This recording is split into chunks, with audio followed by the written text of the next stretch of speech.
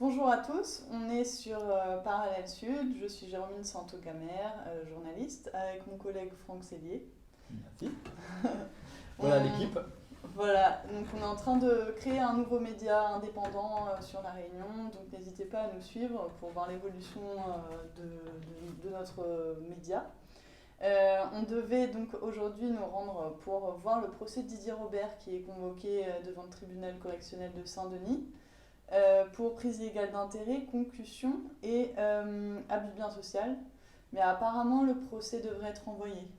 Oui, c'est ce qu'on a eu comme renseignement, toi et moi, hein. L'avocat de Christian Klein étant positif au Covid, il demandera le renvoi. Il y a de fortes chances pour que ce soit accordé. Il n'y a pas tellement de suspense là-dessus. Alors peut-être qu'on peut rappeler que Christian Klein, on peut évacuer la question Christian Klein dès le début. C'est une question un peu annexe au procès des salaires de Didier Robert. Christian Klein, en fait, met Didier Robert dans une position de prise illégale d'intérêt parce qu'en tant que PDG de la société publique locale des musées régionaux, il lui avait accordé le doublement de son salaire en fin de carrière et dans la foulée une rupture conventionnelle qui lui permettait de prétendre à des indemnités, à des allocations de chômage surévaluées. D'ailleurs, Pôle emploi n'a pas accepté ça, c'est peut-être ça de là part toute l'affaire, on ne le saura jamais. Et prise légale d'intérêt tout simplement parce que Christiane Klein est l'épouse de Serge Klein, qui sera également le directeur général de la SPLRMR, on est vraiment dans une histoire de famille. Et Serge Klein était un ami d'enfance de Didier Robert, il est toujours d'ailleurs un ami d'enfance de Didier Robert, ils ont fait l'école militaire ensemble, ça personne ne s'en est jamais caché. Donc à l'heure où on vous parle, on n'est toujours pas certain à 100% que le procès sera renvoyé. Mais on est quand même venu avec quelque chose voilà, pour vous. Ah oui, oui, oui, on vient pas les mains vides, hein. On vient avec un rapport de la Haute Autorité de Transparence pour la vie publique. Et ce rapport est intéressant parce qu'il est intervenu au milieu de l'affaire Didier Robert. Peut-être qu'on peut expliquer un peu ce que c'est la Haute Autorité de la Transparence pour la vie publique. Ben, la HATVP, c'est l'autorité qui contrôle l'évolution du patrimoine des élus pendant leur mandat. Donc chaque élu est censé déclarer ses revenus, ses intérêts. Didier Robert, donc, comme tout élu, déclarait ses revenus à la HATVP. Elle s'est rendue compte à un moment donné qu'il avait omis de déclarer les revenus qu'il prenait à la Société des musées. Et du coup, c'est des documents qui sont accessibles au public, c'est ça?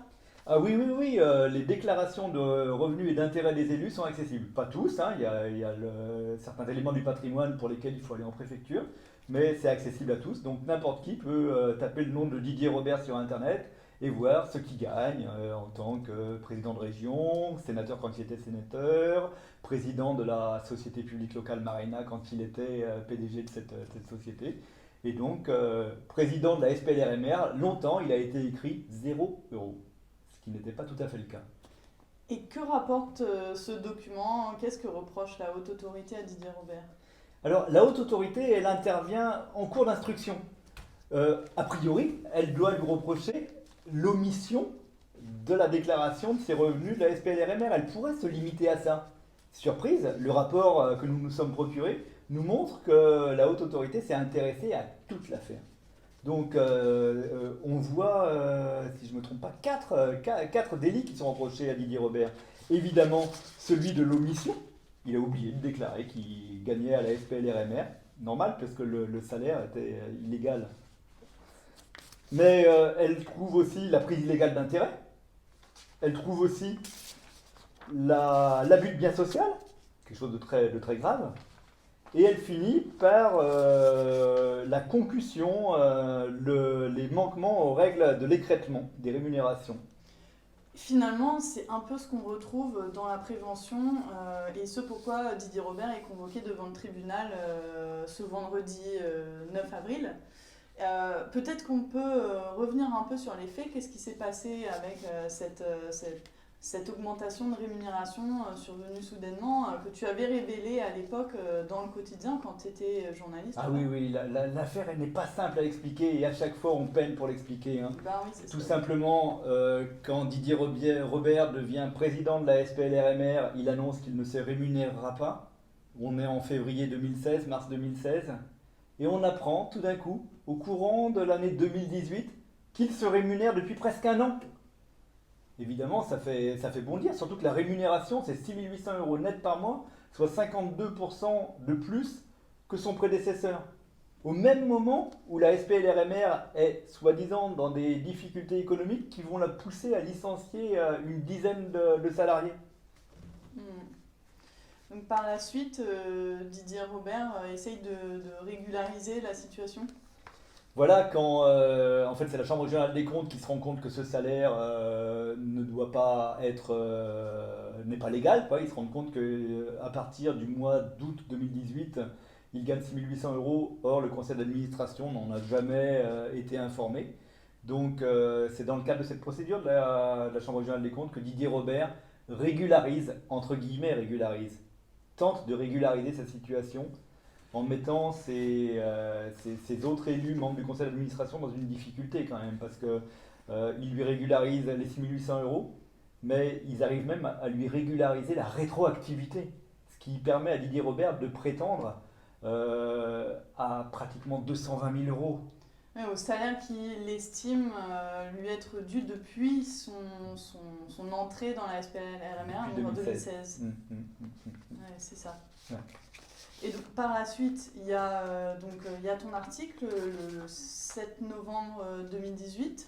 Je ne me rappelle plus la date, oui, à peu près à ce moment-là, quoi, hein. Je me rappelle, il y avait les gilets jaunes dans la rue qui trouvaient ça scandaleux. Il y a eu des manifestations, voilà. Didier Robert a fini par démissionner. Il a essayé en disant un homme, un mandat. Tout d'un coup, on change complètement de prisme pour Didier Robert. Oui, c'est vrai qu'il y avait eu ça aussi, cet épisode-là. Et puis il a été relancé par la haute autorité qui lui a envoyé un courrier s'interrogeant. C'est exactement ça, Jérôme. C'est qu'au moment où Didier Robert est en train de dire je régularise tout, la haute autorité arrive dans l'affaire. Et nous, on l'apprend par un communiqué, hein, la presse l'apprend par un communiqué, tout le monde en a fait état. La haute autorité met l'affaire dans les mains de la justice. Parce qu'il n'y a pas que l'omission, quoi, finalement. Mais pour la première fois, on a le rapport de la haute autorité, parce que la haute autorité a mené son enquête. Elle a envoyé un courrier à Didier Robert, il n'a pas répondu. Et Didier Robert est auditionné le 12 mars 2019 par la haute autorité. Et c'est ce qui est dans ce document. Alors, peut-être qu'on peut reprendre un par un les arguments de la haute autorité, enfin, ce qu'elle reproche à Didier Robert, par exemple. Elle est dure, la haute autorité. Elle ne le rate pas, quoi. Hein. Moi, c'est ce qui m'a surpris, et puis toi aussi, en lisant ce rapport, c'est qu'ils sont à charge. Donc, elle parle de l'omission de la déclaration des sommes perçues donc à la haute autorité, ce qui est une obligation légale. Qu'est-ce qu'elle dit en fait par rapport à ça ?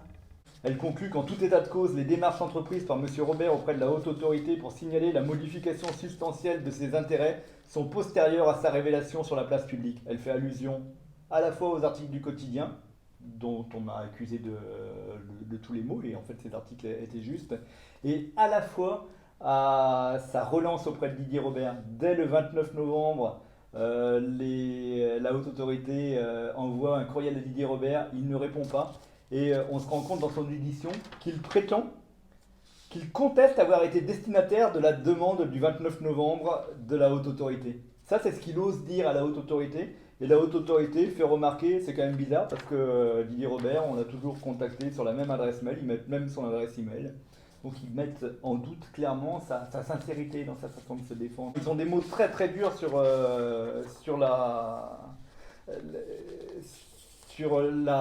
l'attitude de Didier Robert. Ce passage-là. L'intention délictueuse apparaît évidente quand l'acte a été commis clandestinement. Clandestinement, c'est écrit dans le rapport. Étant ignoré des associés ou masqué par des artifices comptables. Quand le dirigeant s'octroie des avantages personnels manifestement contraires à l'intérêt social, telle une rémunération énorme, énorme c'est écrit là, c'est pas nous qui l'inventons, au moment où la société connaît de sérieuses difficultés, ou lorsque le dirigeant, qui prétend s'abriter derrière une prétendue ignorance et incompétence en matière commerciale, possède en réalité une parfaite maîtrise des notions commerciales et financières. Là, il s'agit du coup d'abus de biens social, parce que la haute autorité souligne que en plus de s'être octroyé donc 74 000 euros sans l'avis du conseil d'administration, Didier Robert l'a fait à un moment où la société se portait très mal financièrement. C'est ça. On est dans l'abus de bien social.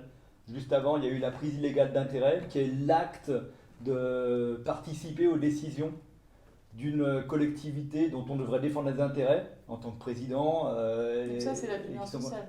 L'abus de bien social, c'est le fait d'avoir perçu cet argent-là. L'organisation qui a amené à percevoir cet argent-là, c'est-à-dire par des prises de décision au conseil régional dès 2016, par des procès-verbaux au conseil d'administration de la SPLR-MR. Ça, quand Didier Robert y participe, quand Didier Robert prépare les dossiers, on considère que c'est un délit, une prise illégale d'intérêt. Quand il décide lui-même finalement le montant maximum du salaire des présidents de SPL par exemple. La haute autorité lui reproche aussi d'avoir signé lui-même les papiers en tant que président de la SPL, augmentant sa rémunération. C'est ça, c'est presque fou. Hein. Au moment de la régularisation, alors est-ce qu'il était pressé par le rapport de la Chambre régionale des comptes? Mais là, c'est vraiment une imprudence incroyable, quoi. Hein. C'est lui, avec ses conseillers de l'époque, qui mettent en place toute la procédure qui va lui permettre de justifier ses salaires. Enfin, ça ne va pas lui permettre longtemps de justifier ses salaires, parce que on apprend dans l'audition qu'il accorde à la haute autorité de la transparence pour la vie publique qu'il a finalement renoncé à tout. Le 12 mars, quand il est interrogé, sa défense, c'est ça. Je n'ai pas perçu les 111 870 euros dont la SPL avait reconnu qu'ils lui étaient dus.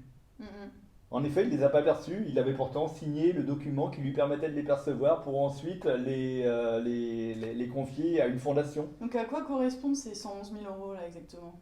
Les 111 000 euros, ça correspond très exactement au salaire que Didier Robert n'a pas perçu entre mars 2016 et juillet 2017, au moment où il disait je ne percevrai pas de salaire. Ouais. Et au moment de sa régularisation, il décide non seulement de justifier les salaires qu'il a perçus, les 74 000 euros, qui correspondent à la période d'abus de bien social. Donc août 2017, juillet 2018, oui. La période d'après, ouais. Et tous les mois précédents me sont dus, donc vous me les devez. Donc il signe ce PV-là, quoi, hein, où on lui doit 111 000 euros, en expliquant qu'il va constituer une fondation culturelle. Et là, quand il est devant la HATVP, il dit « La constitution d'une fondation culturelle par emploi de cette somme n'aura donc pas lieu ». Donc voilà, tout ce qu'il avait expliqué devant la presse au moment de l'affaire, clairement, je ne perçois pas les 111 000, la fondation culturelle, on oublie. Et puis, il leur dit aussi quelque chose qui est longtemps resté secret, c'est que après la souscription d'un emprunt bancaire, donc il n'avait pas cet argent en poche, il a décidé de rembourser à la SPLR-MR la rémunération perçue, celle dont tu parlais, d'août 2017 à juillet 2018, soit 74 800 euros. Donc il a finalement remboursé les sommes alors? A priori, c'est ce qu'il annonce à la HATVP. Ensuite, tout ça, c'est dans le rapport, c'est dans le cours de l'instruction.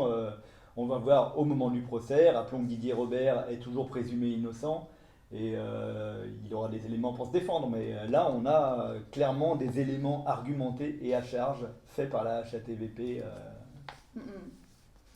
La haute autorité pour la transparence de la vie publique en reproche aussi de ne pas avoir écrêté les sommes perçues. Et du coup, il est poursuivi pour concussion. Ah oui? Peut-être qu'on peut expliquer un peu qu'est-ce que c'est en fait l'écrêtement, pourquoi les élus sont obligés de décréter leurs revenus et la concussion, en quoi ça consiste? Alors l'écrêtement, comme son nom l'indique, c'est simple, c'est qu'à partir d'une certaine somme, un élu, quel qu'il soit, il ne peut pas percevoir plus que ça. Cette somme, c'est l'équivalent d'une fois et demie la rémunération d'un parlementaire, à peu près 8 000 euros par mois, 100 000 euros par an. Didier Robert, en 2017, la date sur laquelle il prend les salaires à la SPLR-MR alors qu'il était encore sénateur à ce moment-là, il a touché 144 000 euros. Donc il aurait dû à ce moment-là écrêter 44 000 euros. Alors il a essayé d'expliquer, on le lit dans le rapport, que l'écrêtement, il pensait que ça ne s'appliquait pas à la Société des musées, que c'était une société dépendant du droit privé et que ça y échappait. Non, la HATVP écrit noir sur blanc, c'est une société avec des fonds publics, donc ça doit être écrêté. Cette année-là, en 2017, il touche 144 000 euros.